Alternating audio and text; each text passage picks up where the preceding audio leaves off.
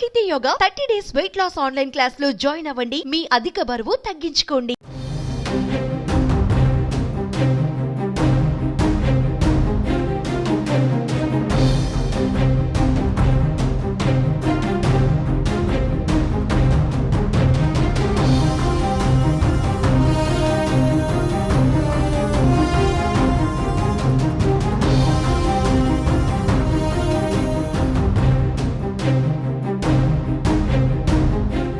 గుంటూరు కృష్ణా జిల్లాల పట్టభద్రుల ఎమ్మెల్సీ ఎన్నికల ఓట్ల లెక్కింపు పూర్తయింది. ఉమ్మడి కృష్ణా గుంటూరు జిల్లాల పట్టభద్రుల నియోజకవర్గంలో కూటమి అభ్యర్థి ఆలపాటి రాజేంద్ర ప్రసాద్ ఘన విజయం సాధించారు. ఫిబ్రవరి 27న జరిగిన ఎమ్మెల్సీ ఎన్నికలలో కూటమి అభ్యర్థిగా పోటీలో నిలిచిన ఓట్ల లెక్కింపు తొలి రౌండ్లో 9,980 ఓట్ల మెజారిటీలో టీడీపీ అభ్యర్థి ఆలపాటి రాజా లీడ్ సాధించారు. మొదటి రౌండ్ నుంచి 9వ రౌండ్ వరకు లీడ్ కొనసాగించిన ఆయన ఓట్ల లెక్కింపులో మొదటి ప్రాధాన్యతతో భారీ మెజారిటీతో సాధించారు.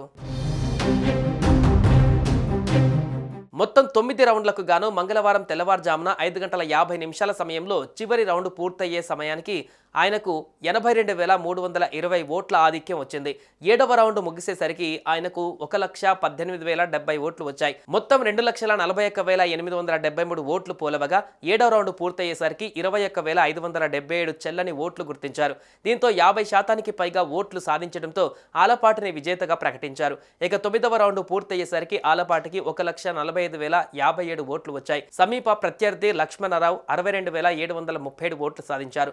ఓట్ల లెక్కింపు ముగిసేసరికి ఆలపాటి రాజాకి 82,320 ఓట్ల మెజారిటీ దక్కింది. చెల్లుబాటు అయిన ఓట్లలో 60%కు పైగా ఓట్లను ఆలపాటి సాధించారు.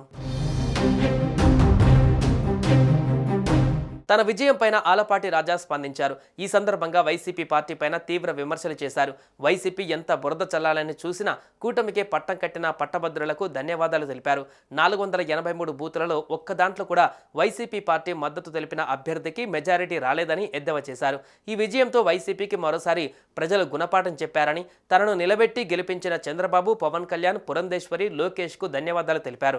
కాగా ఎమ్మెల్సీ ఎన్నికలలో మొదటి ప్రాధాన్యత ఓట్లతోనే ఆలపాటి రాజా భారీ మెజారిటీతో విజయం సాధించడంతో ఆయన అభిమానులు, కూటమి శ్రేణులు సంబరాలు చేసుకుంటున్నారు.